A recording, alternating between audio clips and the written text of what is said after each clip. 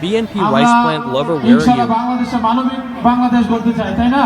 তো মানবিক বাংলাদেশ গড়তে চাইলে কি করতে হবে? একটা অভিভাবক লাগবে। আমরা এই 18তে অভিভাবক কাকে চাই? এস এম জাহাঙ্গীর ভাই, তাই না? তো সুতরাং অভিভাবক যদি ভালো থাকে, ইনশাল্লাহ আমরাও ভালো থাকবো, সবাই ভালো থাকবো।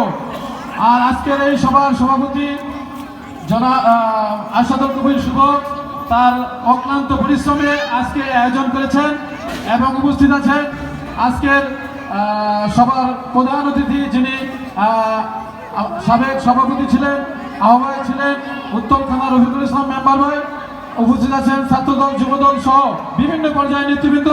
আমি একটা কথাই বলতে চাই, আমরা এই মানবিক বাংলাদেশ গড়তে এস এম জাহাঙ্গীর ভাইয়ের প্রয়োজন।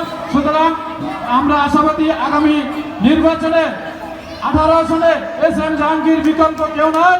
সুতরাং জাহাঙ্গীর ভাইকেই চাই, অন্য কাউকে আমরা মেনে নিতে পারবো না, মেনে নিতে চাই না।